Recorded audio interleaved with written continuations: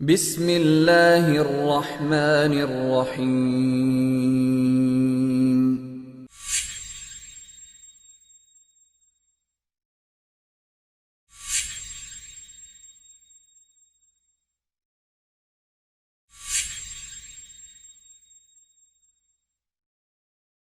الحمد للہ وحدہ لا شریک لہ والصلاة والسلام علی من لا نبی بعد، اما بعد فاعوذ باللہ من الشیطان الرجیم، بسم اللہ الرحمن الرحیم۔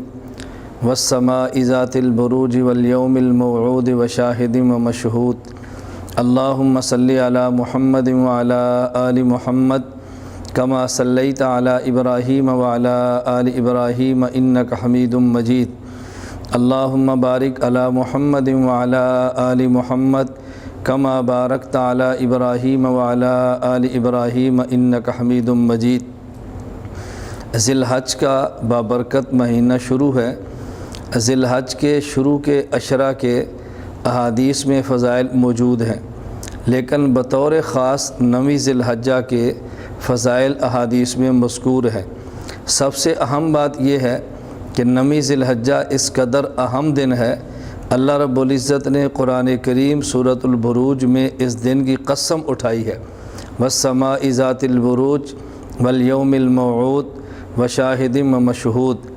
حضرت ابو ہریرہ رضی اللہ تعالیٰ عنہ فرماتے ہیں، حضور اکرم صلی اللہ علیہ وسلم نے فرمایا، الیوم الموعود یوم القیامہ، الیوم الموعود سے مراد قیامت کا دن ہے، اور مشہود کے دن سے مراد یوم عرفہ ہے، اور یہ اس قدر اہم دن ہے۔ حضرت ام المومنین امی عائشہ رضی اللہ تعالی عنہ ارشاد فرماتی ہیں، حضور اکرم صلی اللہ علیہ وسلم نے فرمایا کہ یہ یوم عرفہ 9 ذی الحج اتنا اہم دن ہے کہ اس دن میں جس قدر اللہ رب العزت بندوں کو جہنم کی آگ سے آزاد فرماتے ہیں، اس سے زیادہ کسی اور دن میں بندوں کو جہنم کی آگ سے آزاد نہیں فرماتے۔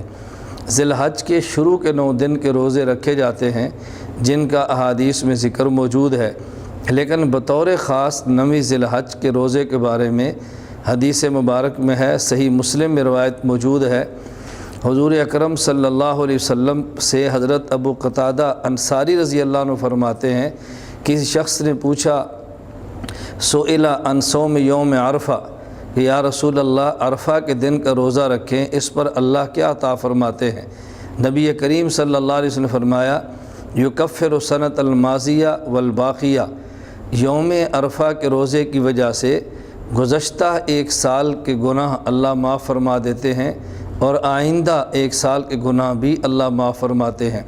لہٰذا ان روایات کی روشنی میں ہم تمام اہل اسلام کا حق بنتا ہے کہ حضور اکرم صلی اللہ علیہ وسلم کی مبارک احادیث اور رسول اکرم صلی اللہ علیہ وسلم کی لسان مبارک سے نکلے ہوئے ان فضائل کی روشنی میں ذی الحج کے 9 تاریخ کے روزے کا اہتمام کریں۔